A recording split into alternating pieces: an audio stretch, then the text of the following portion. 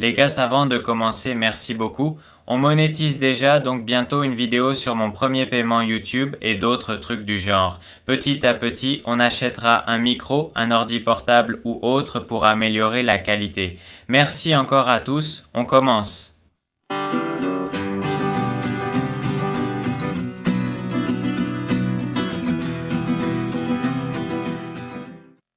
Salut, comment ça va? Je suis Ismaël Chi et aujourd'hui on parle de cette superbe plante, le pothos ou plante téléphone.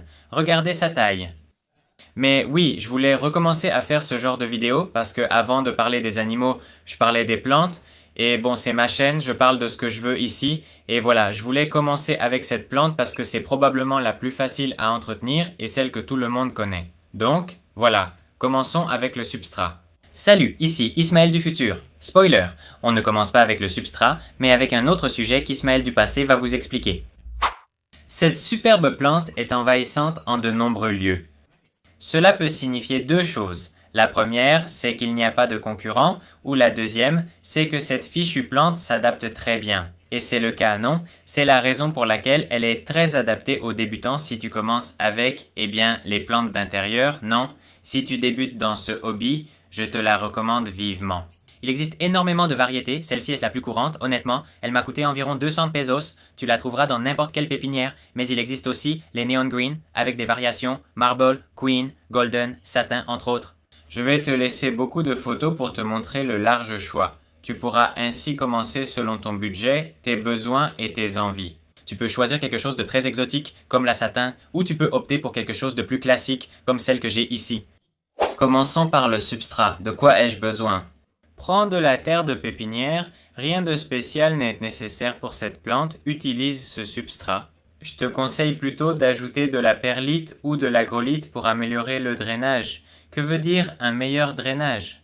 C'est que lorsque tu mets de l'eau dans le pot, l'eau passe rapidement à travers le pot jusqu'aux racines, puis qu'elle s'écoule ensuite par le trou de drainage, dont nous allons parler un peu plus tard. C'est essentiel pour éviter que l'eau stagne, que les racines pourrissent et que ta plante meure.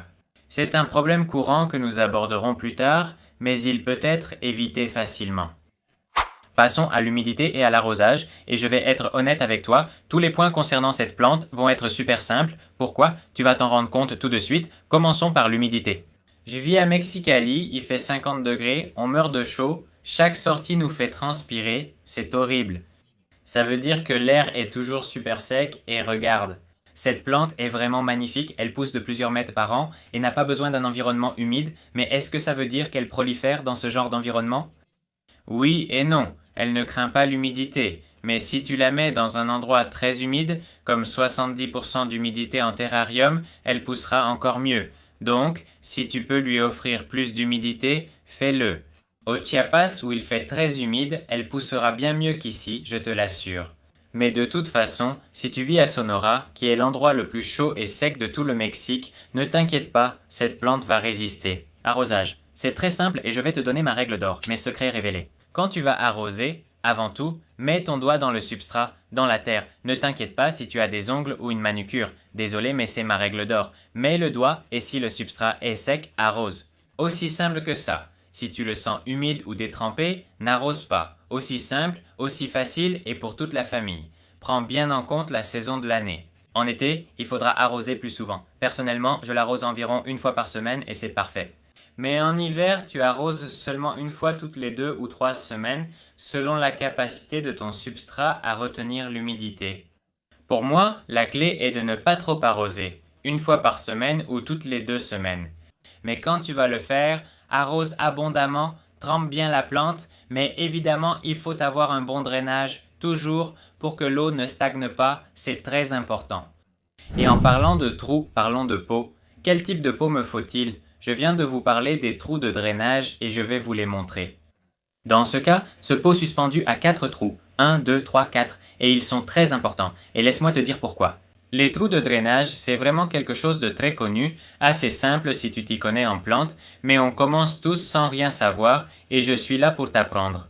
En gros, si ton pot n'a pas de trou en dessous, l'eau ne pourra pas s'évacuer et tes racines vont pourrir. Les racines deviennent noires au lieu de jaunes, puis les tiges se ramollissent et se gorgent d'eau, faute d'évacuation. Il est essentiel que ces trous soient en dessous pour que l'eau s'écoule lors de l'arrosage. Mais pour revenir au sujet des pots, maintenant que nous savons qu'il est très important d'avoir des trous de drainage, ça peut vraiment être n'importe quel type de pot, que ce soit en plastique, en argile ou en terre cuite. J'ai aussi oublié de préciser qu'on peut la multiplier dans l'eau, c'est très simple. Je vais vous montrer comment, mais observez ces grandes racines et feuilles, c'est important à noter. Cette méthode de propagation est facile et peu contraignante. En passant à l'un des derniers points, parlons de l'éclairage. C'est très facile à comprendre, elle n'a pas besoin de beaucoup de lumière.